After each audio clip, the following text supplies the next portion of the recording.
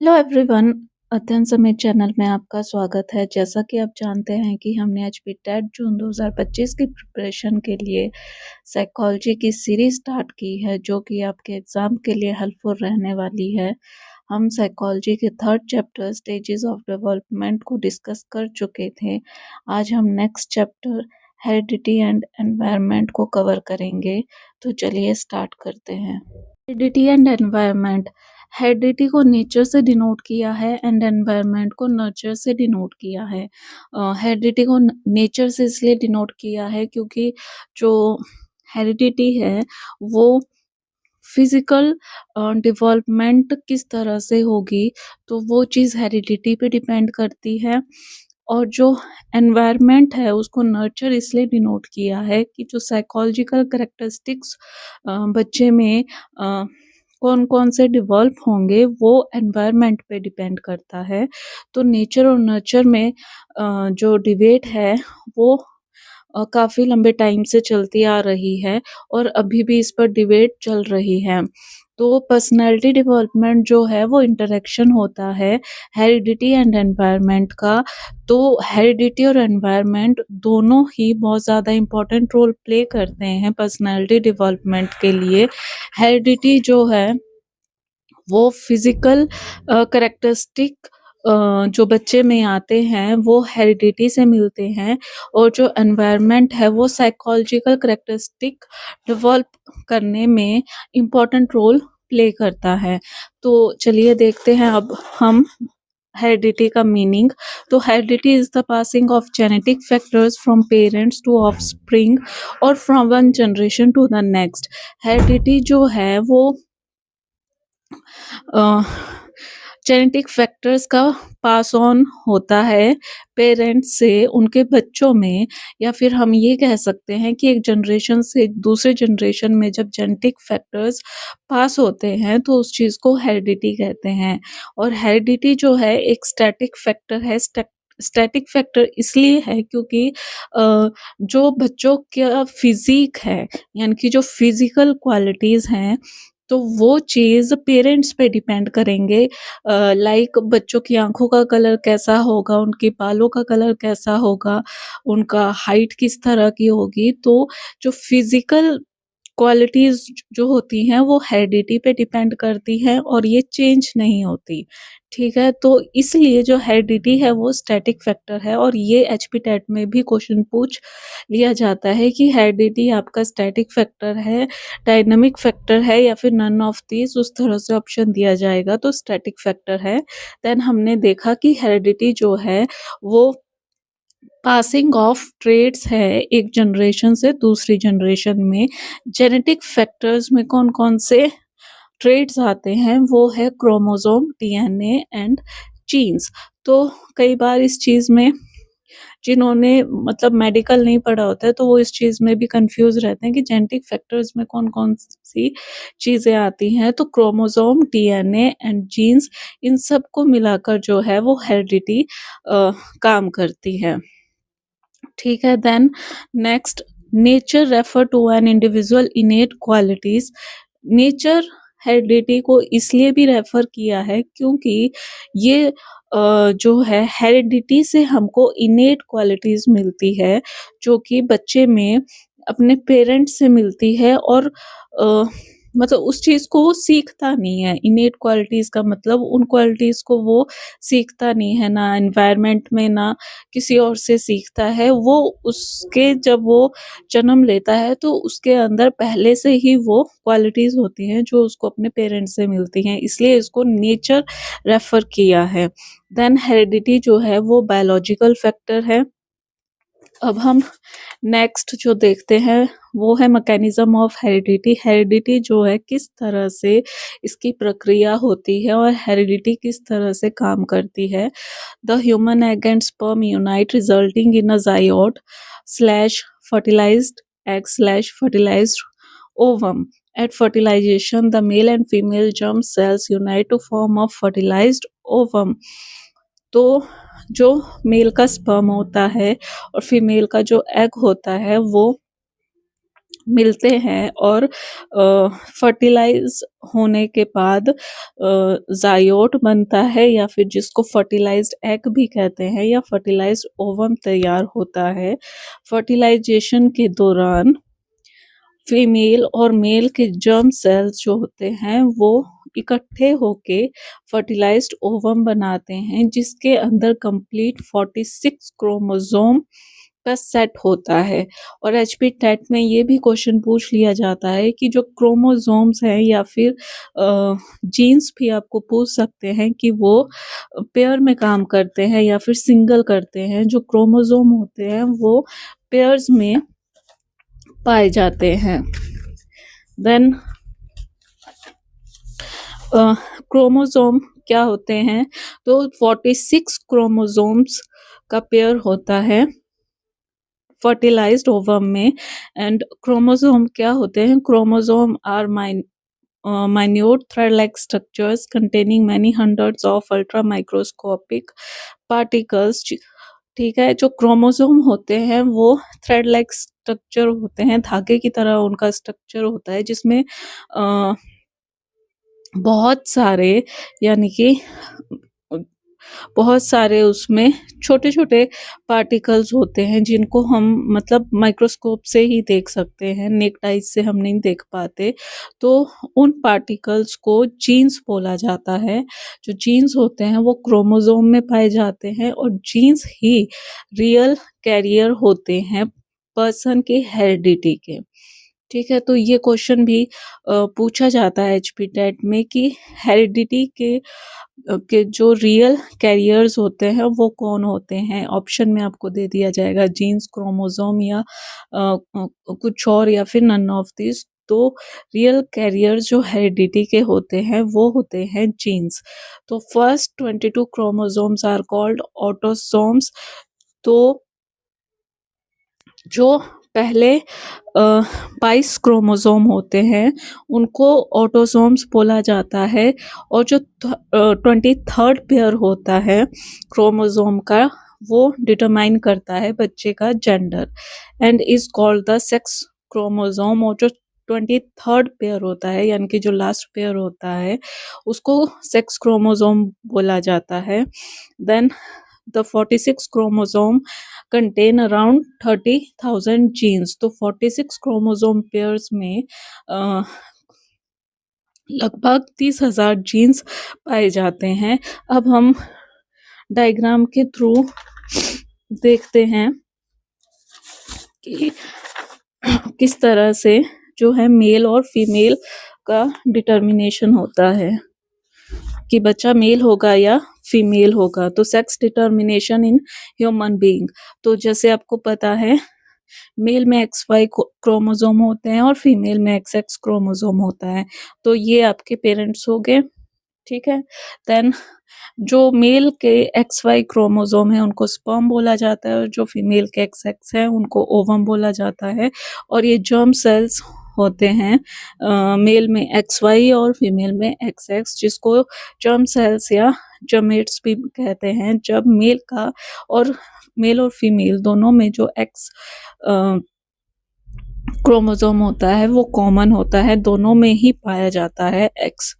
तो मेल का जब X क्रोमोसोम फीमेल के X से यूनाइट करेगा तो जो ऑफस्प्रिंग यानी कि बच्चा होगा वो फीमेल चाइल्ड होगा। और जब मेल का Y क्रोमोसोम फीमेल के X क्रोमोसोम से यूनाइट करेगा तो बच्चा जो होगा वो मेल होगा।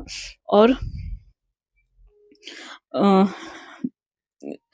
जब ये मतलब यूनाइट करते हैं यहाँ पर फर्टिलाइजेशन हो गई इनकी मेल और फीमेल से जब जो क्रोमोसोम है वो कंबाइन करते हैं तो उनकी फर्टिलाइजेशन यहाँ पर होगी, जिसको यहाँ पर ये प्रोसेस जाइगोट का बन जाता है। तो XX जब क्रोमोसोम होगा तो फीमेल चाइल्ड और XY होगा तो मेल। तो ये कॉमन क्वेश्चन एचपी टेट में हमेशा पूछते हैं कि फीमेल में कौन सा क्रोमोसोम पाया जाता है और मेल में कौन सा क्रोमोसोम पाया जाता है। तो 46 क्रोमोसोम के पेयर होते हैं जिसमें अराउंड लगभग 30,000 जीन्स होते हैं। जो पहले के 22 क्रोमोसोम होते हैं उनको ऑटोसोम्स कहते हैं। बट जो सेक्स डिटर्मिनेशन का जो काम करता है वो 23rd पेयर क्रोमोसोम करता है, जिसको कि सेक्स क्रोमोसोम कहते हैं। अब हम अपने सिंपल डायग्राम में समझने की कोशिश करते हैं थोड़ा-सा, ठीक है? तो जैसे कि ह्यूमन बॉडी है, ठीक है? तो ह्यूमन बॉडी में सेल होगा, तो उस सेल के अंदर क्रोमोसोम पाए जाते हैं, जो कि ये थ्रेड लाइक स्ट्रक्चर है, ठीक है? तो ये आपको क्रोमोसोम यहाँ पे पाए गए, तो क्रोमोसोम के अंदर जो होते हैं, इस तरह से डीएनए पाए जाते हैं। ये रफ डायग्राम आपको समझाने के लिए बनाई है, और इन डीएनए में जो है वो जीन्स पाए जाते हैं। तो आप एक तरह से वेन डायग्राम की तरह भी समझ सकते हैं। जैसे ह्यूमन बॉडी है तो उसमें सेल होगा, सेल के अंदर क्रोमोसोम पाए जाएंगे, और क्रोमोसोम के अंदर डीएनए पाया जाता है, और डीएनए के अंदर जीन्स होते हैं। तो अब चलिए नेक्स्ट देखते हैं लॉज ऑफ हेरिडिटी। तो जैसे कि आपको पता है हेरिडिटी के कुछ लॉज हैं, तो वो लॉ कौन कौन से हैं? फर्स्ट है लॉ ऑफ रिजेम्बलेंस। तो जैसे रिजेम्बलेंस जैसे नाम से पता चल रहा है कि मतलब जो जैसा होगा वैसा ही आगे उसका बच्चा होगा।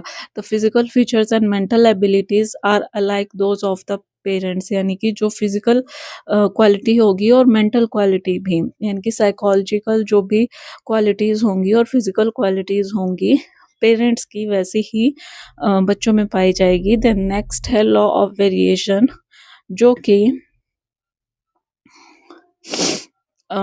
लॉ ऑफ रिसेम्बलेंस का अपोजिट है। Child is not exactly like his parents but is slightly different in terms of physical appearance. बच्चा जो होगा वो बिल्कुल ही अपने पेरेंट्स की तरह नहीं होता है, और अगर उनमें थोड़ा मतलब थोड़ा सा भी सिमिलरिटी मिलती है तो वो सिर्फ और सिर्फ फिजिकल अपीयरेंस में ही मिलेगी। जैसे अगर फादर टॉल है तो लड़का भी टॉल होगा, बट बाकी उनमें कोई भी क्वालिटीज़ जो होंगी वो सेम बिल्कुल भी नहीं होगी। जैसे अगर पेरेंट शार्प माइंड है तो ज़रूरी नहीं है कि बच्चा भी शार्प माइंड होगा। अगर पेरेंट्स उनके शार्प माइंड है तो बच्चा जो है वो शार्प माइंड की जगह वो मतलब एवरेज भी होगा, ठीक है? एवरेज भी हो सकता है, बट अगर थोड़ी सी भी सिमिलरिटी मिलती है तो वो सिर्फ फिजिकल अपीयरेंस में ही मिलेगी। Then law of regression. तो लॉ ऑफ रिग्रेशन में जो ऑफस्प्रिंग्स है वो एक्वायर जनरल ट्रेट्स और characteristics from their parents and not specific one. तो जो बच्चों में करेक्टरिस्टिक्स देखने को मिलेंगे, तो जनरल करेक्टरिस्टिक्स देखने को तो मिलेंगे जो उनके पेरेंट्स में होंगे। जैसे अगर मतलब पेरेंट्स कोई शांत स्वभाव वाला होगा तो बच्चा भी आगे शांत स्वभाव वाला होगा। और अगर मतलब पेरेंट्स इंटेलिजेंट है या शार्प माइंड है तो ज़रूरी नहीं है वो भी आगे इंटेलिजेंट या शार्प माइंड होगा, ठीक है? तो जो उनमें जनरल ट्रेट्स देखने को मिलते हैं, पर स्पेसिफिक ट्रेट्स उनमें देखने को नहीं मिलेंगे। और लॉ ऑफ वेरिएशन में टोटली डिफरेंट होता है, यानी कि जो साइकोलॉजिकल क्वालिटीज़ होती है वो बिल्कुल भी देखने को नहीं मिलती है। बट लॉ ऑफ रिग्रेशन में साइकोलॉजिकल क्वालिटीज़ में से कुछ क्वालिटीज़ देखने को मिल जाती है, और जो स्पेसिफिक क्वालिटीज़ होती है वो देखने को नहीं मिलती। देन नेक्स्ट हम एनवायरनमेंट का मीनिंग देखते हैं। इस कॉन्टेक्स्ट में क्या मीनिंग है एनवायरनमेंट का? The word environment in this context means environment around the child, his interaction with his family, his neighborhood, his school, the nutrition child receive. Environment is the sum total of surrounding in which an individual has to live. तो जो environment होता है वो उन सब चीज़ों का मिला उन सब चीज़ों को मिलके बनता है जहाँ पर बच्चे को रहना होता है। बच्चा जो है बच्चे के साथ उसकी फैमिली किस तरह से इंटरेक्ट करती है, उसके आसपास के लोग यानी कि पड़ोसी किस तरह से व्यवहार करते हैं, स्कूल में टीचर्स किस तरह से ट्रीट करते हैं, बच्चे को न्यूट्रिशन किस तरह का मिलता है। तो ये सब चीज़ें एनवायरनमेंट में आती हैं और एनवायरनमेंट जो है वो डायनामिक फैक्टर है। तो अगर एनवायरनमेंट अच्छा होगा तो बच्चे की पर्सनैलिटी भी आगे अच्छी बनेगी, और अगर बच्चों को एनवायरनमेंट उस तरह से नहीं मिलेगा तो बच्चे की पर्सनैलिटी में जो है वो डिसऑर्डर्स देखने को मिल सकते हैं। तो एनवायरनमेंट जो है एक डायनामिक फैक्टर है जो कि हर फैमिली का एनवायरनमेंट अलग होता है, इसलिए एनवायरनमेंट को डायनामिक फैक्टर बोला है कि जिस तरह से आप बच्चे को एनवायरनमेंट दोगे उस तरह से वो बच्चे के बिहेवियर को अफेक्ट करता है। Then nurture refers to personal experience, और यहाँ पर एनवायरनमेंट को नर्चर इसलिए कहा है, नर्चर जो है यहाँ पर उसके पर्सनल एक्सपीरियंस को रेफर करता है, जो एक्सपीरियंस वो अपने फैमिली में लेगा, फिर उसके बाद जब वो स्कूल जाएगा वहाँ पर लेगा, वहाँ पर भी सीखेगा, फिर कॉलेज में भी सीखेगा, फिर जब वो जॉब्स में जाएगा तब वहाँ पे भी सीखेगा, यानी कि वो अलग-अलग इंस्टीट्यूट्स में अलग-अलग तरह के एक्सपीरियंस गेन करता है। तो उन पर्सनल एक्सपीरियंसेस को नर्चर रेफर किया गया है, जो कि उसकी पर्सनैलिटी को मतलब जैसे उसकी पर्सनैलिटी को तराशने का काम करता है। इम्पोर्टेंट पॉइंट्स देखते हैं जो एचपी टेट में पूछे जाते हैं। तो सबसे पहले थायराइड ग्लैंड, जो कि सबसे ज़्यादा इम्पॉर्टेंट ग्लैंड है, और थायराइड ग्लैंड का फंक्शन क्या होता है। थायराइड ग्लैंड जो है वो increase metabolic rate, regulates growth and development. Thyroid gland जो है वो मेटाबॉलिक रेट को बढ़ाता है, जो कि ग्रोथ और डेवलपमेंट में हेल्प करता है उसको रेगुलेट करने के लिए। देन पिट्यूटरी ग्लैंड, जिसको कि मास्टर ग्लैंड के नाम से भी जाना जाता है, और ये क्वेश्चन जो है बहुत ही ज़्यादा कॉमन क्वेश्चन है और जेबीटी टेट 2019 में भी आया है। Then third point, endocrine gland. तो endocrine glands are a group of glands that release their chemical substance known as hormones directly into blood stream. जो एंडोक्राइन ग्लैंड्स होते हैं वो ग्लैंड का ग्रुप होते हैं जो कि केमिकल सब्सटेंसेस को रिलीज करते हैं बॉडी में, जिनको कि हार्मोन्स बोला जाता है, और वो डायरेक्टली कहाँ पर रिलीज होते हैं, ब्लड स्ट्रीम में, यानी कि वो ब्लड में रिलीज होते हैं और बॉडी पार्ट्स में पहुंचते हैं। देन नेक्स्ट है hypothalamus plays an important role in the regulation and control of emotions like anger, fear and aggression.